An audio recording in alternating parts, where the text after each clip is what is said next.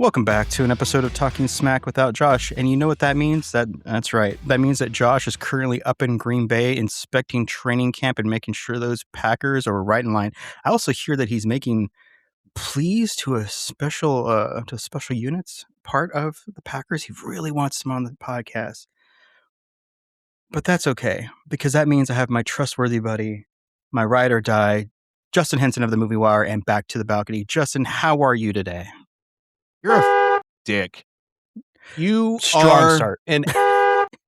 You are a son of a. I was planning on a comfortable time, maybe nighttime, a nighttime podcast talking about Disclosure Day, maybe with a few bourbons in me with the lights turned down. But it would have been a nice discussion. But instead, you had to spring at the last minute. Hey, I didn't see Disclosure Day, but you can come on the show and tell us how it is. And by the way, we can discuss Death of a Unicorn and Thrash. And, by the way, can you do it at 8 in the morning? So instead of comfortably having a movie discussion with some drinks, it is now in the wee hours of the morning while I burn off my drinks from the previous night, watching movies that you should have already reviewed. I am drinking a espresso right now on a podcast talking movies. Do you understand? I drank more rewatching these movies last minute, like 6 hours ago, just because you have never seen them. And now I had to set a alarm for 6:30 in the morning so we can have a discussion about two mediocre movies that nobody cares about. Talking Smack owes me on this one. I mean, firstborn. For the first time, my desk has a bottle of water and a double espresso on it. This isn't normal in this room. I will make it up to you. Next time we see each other in person, I will buy you an espresso martini. Fair. I will take it. Okay. But yes, as Justin so eloquently just said, giving me the Steve Martin treatment in Planes, Trains, and Automobiles, I unfortunately have not seen Disclosure Day yet, and Josh isn't going to see it either. And that's actually part of the discussion we want to have is ambivalence towards cinema at this time. And whether that is necessarily director, actor, writer choice, what is it about the promotion that makes us kind of go like, Because normally you see the name Spielberg and you see Emily Blunt, you see the writer, and you have all this desire to rush out and see something. I mean, heck, Emily Blunt is in one of the biggest movies of the year, Devil Wears Prada 2, a Legaquel that, was shocking. And one, how good it was. But two, how tremendous it's been. But before we get to that, I want to talk to some cheerful people who won't curse at me. Our friends over at Sugar Coated Murder. Hey, Ann Barner. Hey, Karen Beatty. We need a promo. Like where we talk about what we do on our podcast. On our Sugar Coated Murder podcast? Like how we love to bake and talk about murder? That's what we need to talk about. There you go. I think we've talked about it. Y'all find us on all your favorite listening apps. Stay sweet. And don't murder. Because if you kill people, we will talk about you. I think they're telling me to murder you. If you want them to talk about you. The three of us have talked about this movie off air and on air, I think once or twice leading up to the release of it, because Spielberg is, it's been overwrought, a titan of cinema. He is. With Amblin Productions, he has produced Our Childhood with Animaniacs and numerous other cartoons. He has had this, and he doesn't have his finger on the pulse. He had a stranglehold on the pulse of the world for 30, 40 years at least. He had a great TV movie in Duel, which was it Goldie? No, that wasn't Goldie Hawn. Goldie Hawn was Sugarland Express. But he had Sugarland Express, which was kind of a smaller film with Goldie Hawn, who was coming off of all those TV shows and panel shows she did and had her own heat to her. He then did Jaws in 75, and he had an unparalleled streak. Yes, there were misses in there, but you're talking Jaws, Close Encounters, Raiders, E.T., Indiana Jones, The Color Purple, which was criminal that got nominated for 10 Academy Awards and didn't win a single. Yep. Empire of the Sun, which people say is underrated and had young Christian Bale in it, as well as Miranda Richardson, came back, and he does this occasionally where he just pops in and does 2 films in 1 year. So he did The Last Crusade and then Always. Always is the last film with Audrey Hepburn. And that movie is very saccharine and very sweet. Not quite what you expect from Spielberg, but still a good movie. It's a criminally underrated. He has Hook, which people like to crap on, but Hook was great. And then he did 2 sets of twofers. 93, he had Jurassic Park, Schindler's List. 4 years later, he did Jurassic Park, Lost World, and Amistad. Settled in, Saving Private Ryan. And this is maybe when you can say some of the cracks were starting to appear, because I loved AI. AI was a Kubrick film. Kubrick had passed away shortly after delivering his cut of Eyes Wide Shut, a famously painful shoot with Nicole Kidman and Tom Cruise that they shot for like a year straight, sometimes doing like 1,000 takes of one scene, because Kubrick is just that kind of person, where he's a photographer first. And if every single frame per second doesn't look how he wants, he has to do it again. And I remember the backlash, reading about that backlash to AI, and I was 15 or 16 years old. My girlfriend and I went and saw it, cried the entire time. But the backlash to AI was that this is not, Spielberg cannot be Kubrick. It's like, well, fuck no, of course they can't. But they were good friends, and then there was like accusations that Spielberg changed the ending because Kubrick would have never had a hopeful ending like that. And Spielberg's like, here's literally the shooting draft that he said he wanted to do. This is his ending. And then he kind of pivoted. He went back, did Minority Report, and Catch Me If You Can, another twofer. Both amazing movies, huge movies those years. Popped back, went to a kind of a safe place with The Terminal with Tom Hanks. Did another twofer, back Tom Cruise with War of the Worlds. Went to Munich. Munich, again, was a film that people were starting to say he's losing his touch. He used to have a deft hand. And then the last 21 years, he's kind of disappeared. I mean, yes, he had Indiana Jones and the Kingdom of Crystal Skull, but there was so much backlash to that. Adventures of Tintin, which we've been promised a sequel for 15 years now, and he's threatening another one. He said, hey, Jackson and I just talked. We're really going to shoot it this year. War Horse, Lincoln, got his Oscars for Lincoln. Bridge of Spies, The Big Friendly Giant, which should have been this beautiful return to like childhood nostalgia, but post Ready Player One, which again, we were promised with Ready Player One, hey, this is Spielberg back to summer, big blockbuster. It's been like 12 years. Spielberg's back, baby. Came and went. People were like, Spielberg shouldn't have been the one to do this. Too many of the films that he referenced in that movie are his films. You loved West Side Story and The Fabelmans. I didn't do, neither did anything for me. This is 4 years later. Again, we're being told Spielberg's back, Disclosure Day, big summer blockbuster. He's returned to Aliens. Here we are. We're back. He's settled in. We're doing Aliens again, guys. First time he's touched Aliens in 40 years. This, and all the reviews that I've seen, because it was pretty well reviewed according to Rotten Tomatoes, but it all seems to be, to me, damning with faint praise. And unfortunately, the early box office is well under what they expected. They're thinking 35, 40 for US, worldwide, a total of maybe 60. And Josh and I have been trying to just drum up interest and trying to drum up desire to see this film. So I want to talk with you about, like, Spielberg shaped our childhood. The shows he's produced, the movies he's made, my love of cinema. I started reading adult books because I saw Jurassic Park and I went, am I going to go home and read Goosebumps? No, I want to read this thing called Jurassic Park that I've read dozens of times, and every time I read it, I get something new out of it. Especially as a child, like half the words I don't understand because goddamn Michael Crichton. But why do you think I have this ambivalence?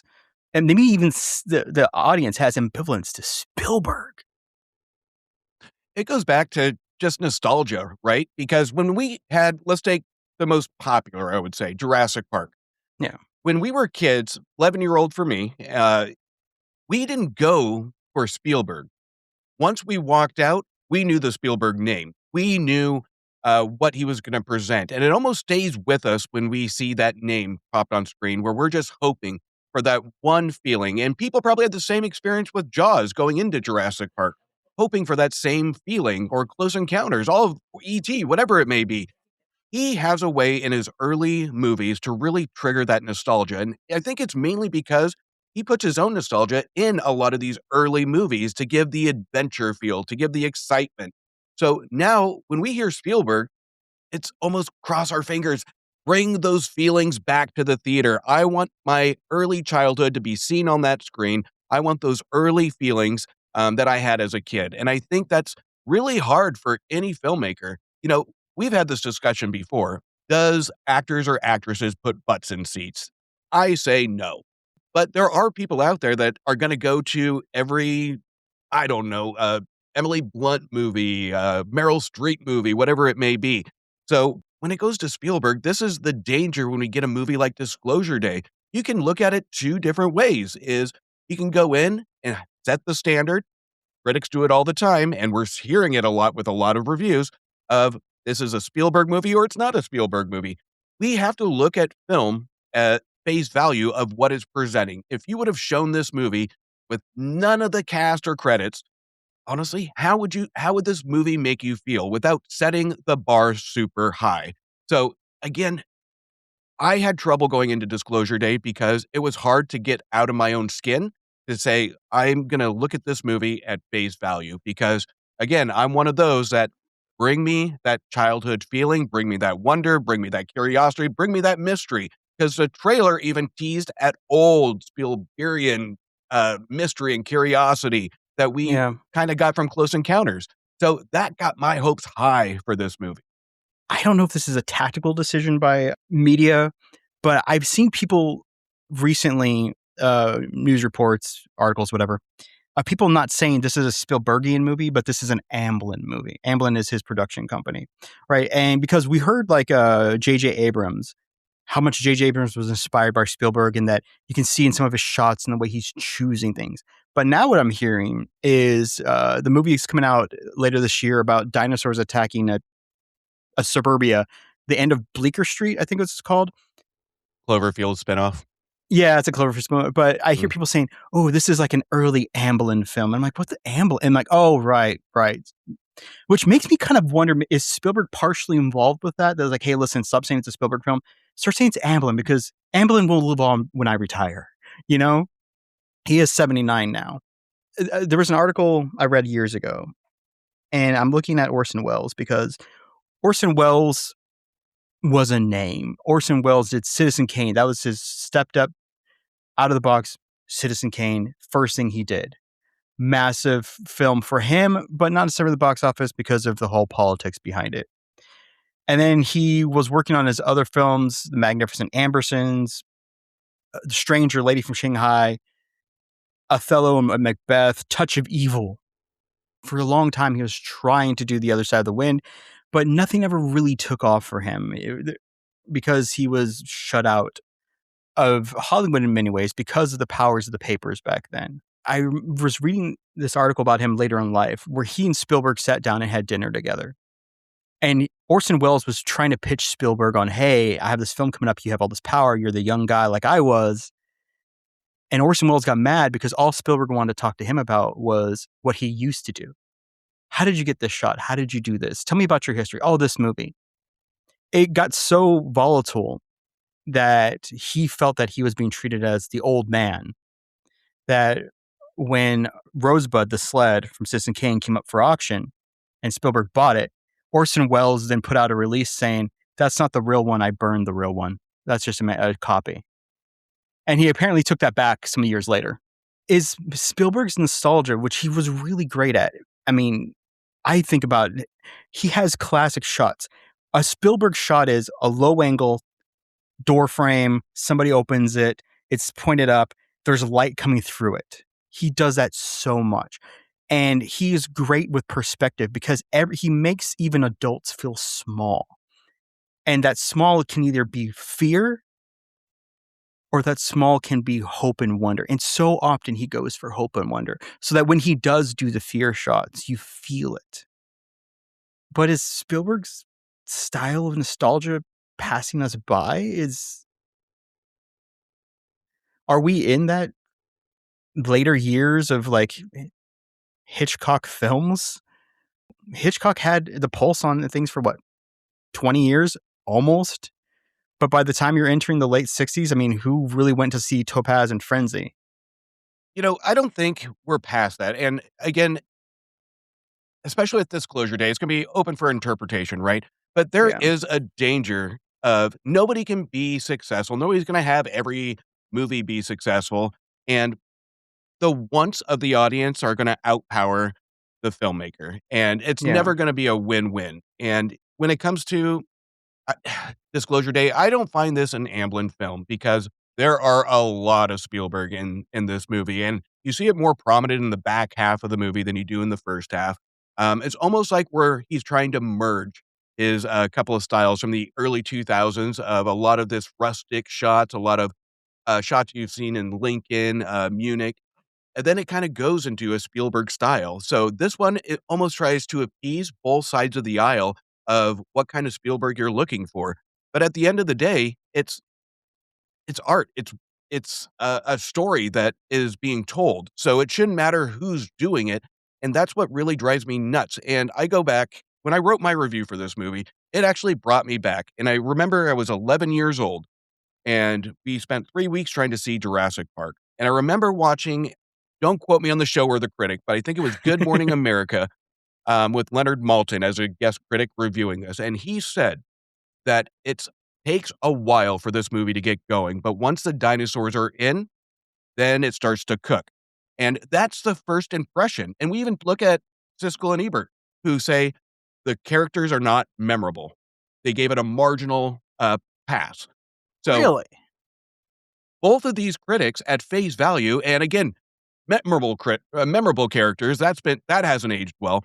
But when we look at Good Morning America's review, we're talking 23 minutes. That's not a long time in a 2-hour movie to get an introduction going, to Yeah. introduce characters, and they forget that the dinosaurs were only in the movie for less than 15 minutes. So at face value, that's how good Spielberg is he can convince critics, ones that are looking for this kind of stuff, saying, "Huh, okay, once the dinosaurs are in, it gets cooking. Huh, they're only in for 15 minutes, and it was only 20 minutes," right? So Yeah. I think we see that a lot here. We see that a lot with some of his films that we set the expectation and, you're expecting something from Spielberg and you're missing key pieces of the movie where, you know what? If dinosaurs were that overpowering in the characters, you would have noticed they're not in there that long. So, and I think that is a really key part of even going into Disclosure Day. Makes sense. Since you mentioned critics, I should mention Gene Shalit passed last night, and Gene Shalit is Mm, 100 years old. People, youngins, you may not remember him because he was the critic for NBC on the Today Show, primarily in the morning. But you've seen parodies of him, big, wild, kind of like fluffy, curly, afro-y hair, a mustache that extends basically to each shoulder blade, and eyebrows that can make Groucho Marx blush. He was famous for his puns and quips. He loved just twisting little tales while giving his reviews. He was wonderful, wonderful critic, known for his personality, and kind of sucked on his opinions at times.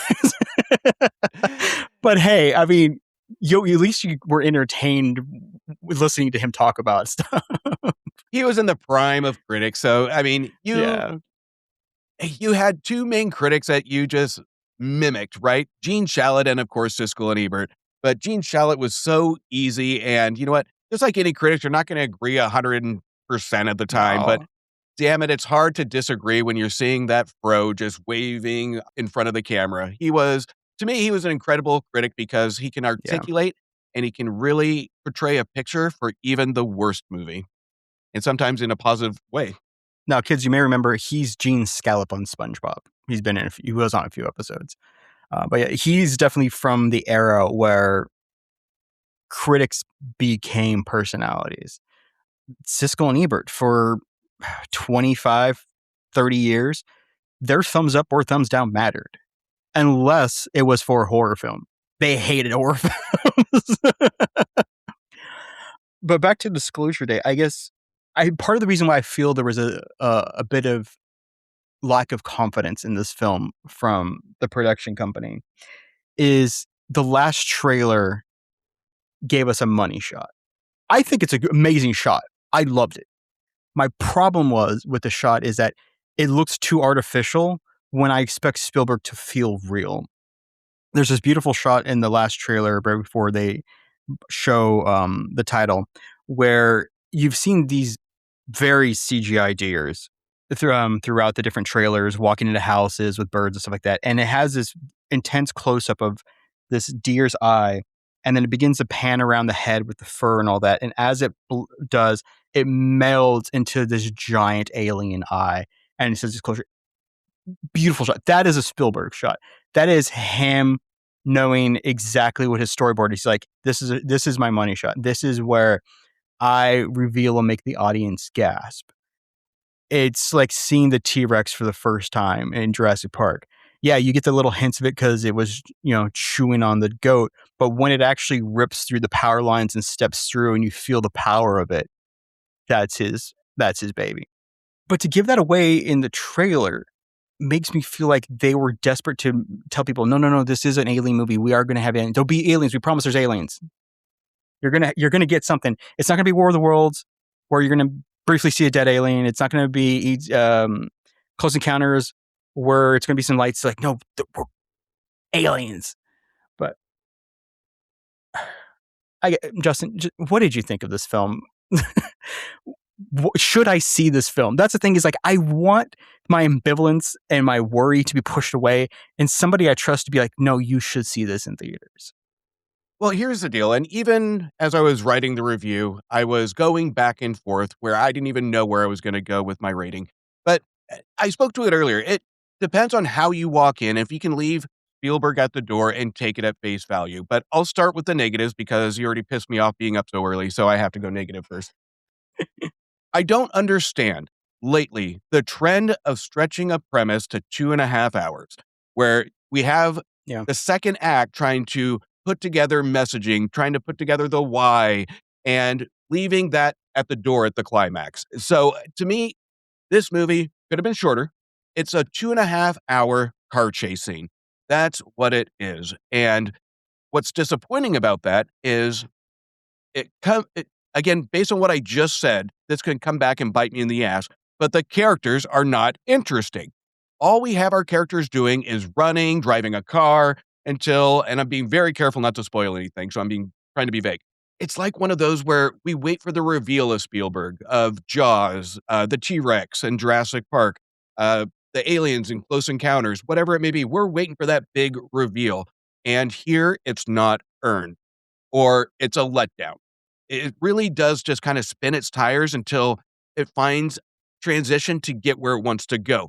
But I will say this, the performances are fantastic, but that's where the double-edged sword is with this, is because we have a lot of side characters. Coleman Domingo, who does a fantastic job, who has this side story almost, where he has to be the home base of our characters. They have to get to Domingo.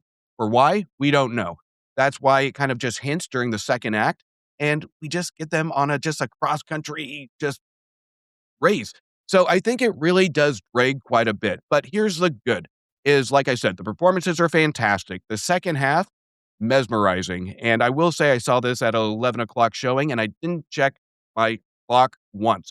It does go. So, but I think that's part of it is don't read reviews, don't go in with expectations, and just kind of let it take you on the journey. But the climax is going to be there you're either going to love it, you're going to hate it. And especially if you're related to a lot of the trailers, it's going to go either way. For me, I thought the movie should have spent a lot more time on the wonder of the climax than the 12th car chase scene that we saw. It wasn't necessary. But if I had to rate the first half of it, I'd give it 2 stars. If I had to rate the second half of it, even though satisfying climax, even though I have issues with it, I'd give it 3.5. So it's one of those that I would say see it. It's a great experience, but you have to leave Spielberg at the door. You have to leave your expectations at the door and just kind of go along for the ride on it. It does a lot right. Even Spielberg's direction, again, we can see a mixed match of his styles from early Spielberg to his early 2000s Spielberg. So it does feel like almost 2 separate directions to an extent. But once we see Domingo with the lights in the back, giving a speech. You're like, that's my Spielberg. That's the Spielberg I've been waiting for. So I think this movie can go back and forth. Did it blow me away? Absolutely not. I think people going into it are being too generous with it because it does have a lot of flaws, especially if you just look at the second act that really doesn't Yeah. go anywhere. It really focuses on the why without telling us the why. We don't really know where it's going to go, and it just really just spins its tires. So take out a lot of the car chase scenes, you probably have a solid hour 50, 2-hour movie. Yeah. I can't say go see it. You got to buy a ticket to it, but I think people will enjoy it if you leave your expectations at the That actually might have been enough because I don't mind going to films. I enjoy the theaters, especially since the Bullet Classic Theater is so great. And I feel my time is respected there because of the minimal amount of trailers. The seats don't suck. It smells nice when you walk in. But if I'm going to go see a movie, I want to feel respected by the creator. Which leads me to the two films that I wanted to mention to you. Because I remember your reviews and I'm like, Justin just doesn't know how to have fun. And occasionally I feel like you don't know how to have fun. Screw you. So in the last few weeks, I have watched with my spouse Death of a Unicorn and Thrash. I would like to briefly start with Death of a Unicorn. Death of a Unicorn by Alex Scarfman, starring Paul Rudd, Jenna Ortega, Will Poulter, Tia Leone, and Richard E. Grant. Paul Rudd is a piece of crap.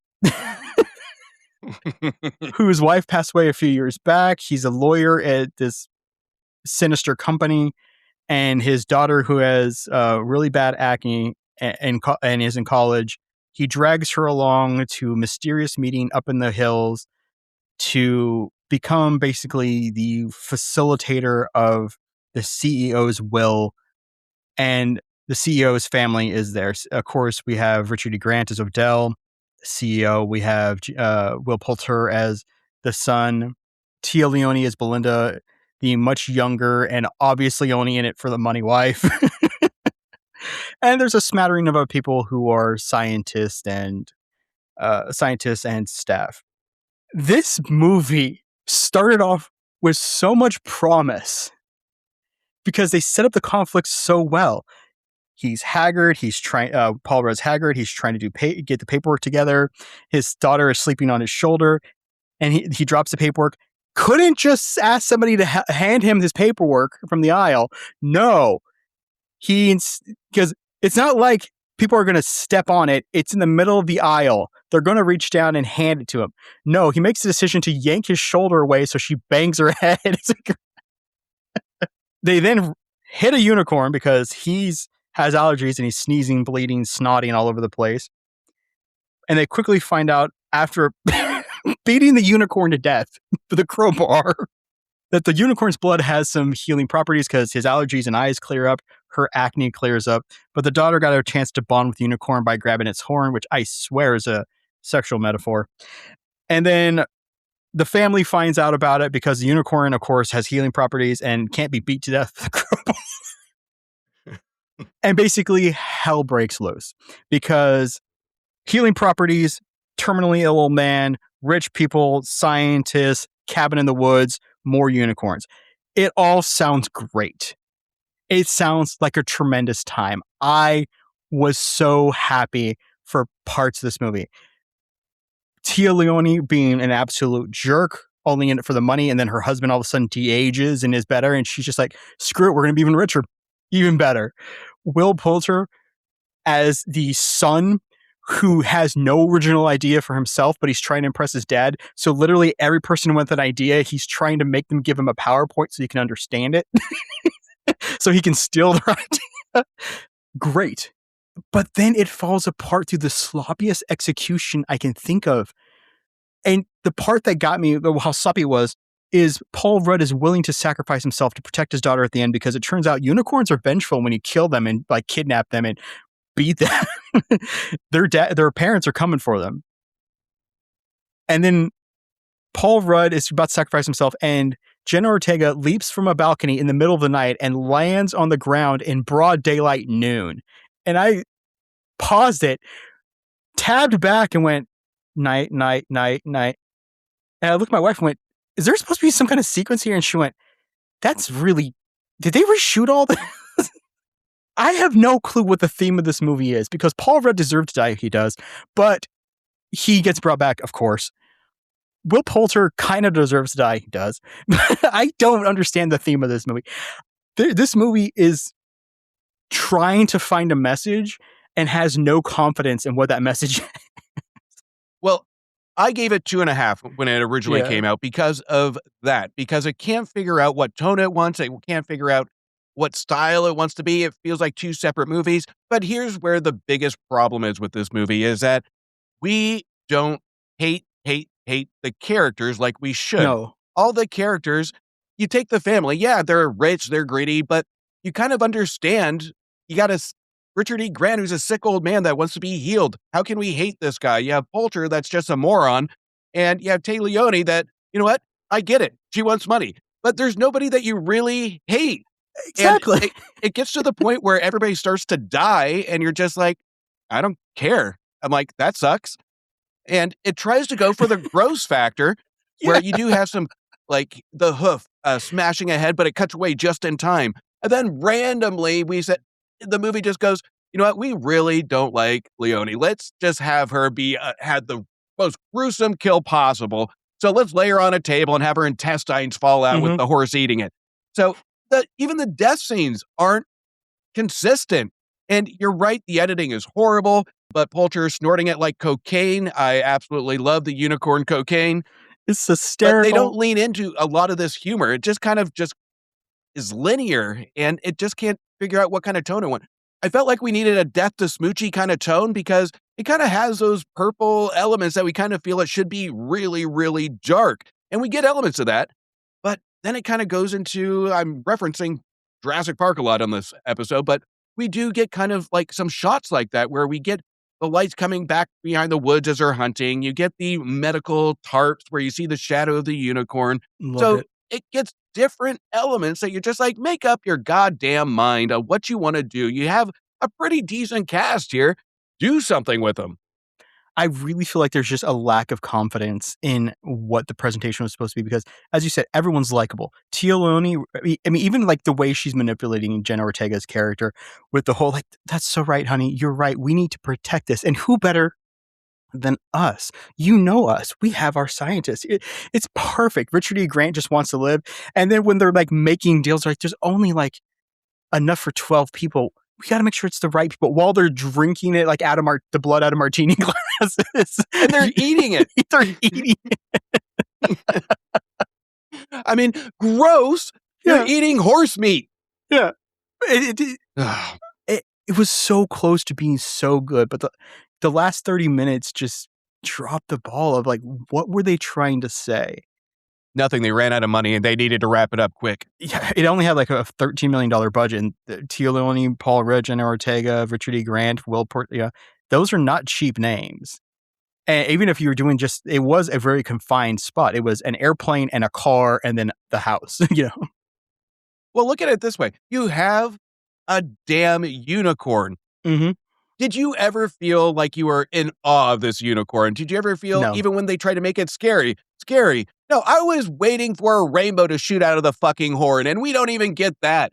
It's one of those where you have a horse with a horn. That's all that's here. There's nothing magical. You get more magic from the unicorn coming from snorting its horn dust than you do anything else. Justin, I have a movie that I was so mad at you when you reviewed it. It's called Thrash. It is by Tommy Wirkola, who wrote and directed Dead Snow about World War II zombies being unfrozen. Hansel and Gretel Witch Hunters. Fun but dumb. Dead Snow 2. Fantastic. What Happened on Monday? It's an alright film. Violent Night. You loved Spermageddon. Loved it. Again, written and directed by them. They're filming right now with Violent Night 2, but then we have Thrash, a shark film in like Louisiana, Category 5, Djimon Hounsou, and a bunch of no-name people who I don't recognize. And I was loving this film because the main actress is Whitney Peak, who has a agoraphobia after something happened with her mother. And so she just lives in this house, doesn't really leave. and she is competent. For a shark film, she is incredibly competent. And she has to eventually defend this pregnant woman who is trapped who's trapped by the hurricane. And there's great things. This is a creature feature. This is perfect. This is a B movie. This is a Saturday morning reel. This is something Mystery Science Theater or Sci-Fi Channel would be airing continuously. Because you have sharks, you have a tank full of blood that you set up that is transporting blood through town. Everything about this is set up perfectly. You have great moments where the blood draws all the hammerhead sharks into town. You have the houses flooding. You have the woman trapped by sharks, people getting eaten. You think there's supposed to be a romance there. Nope, dead person.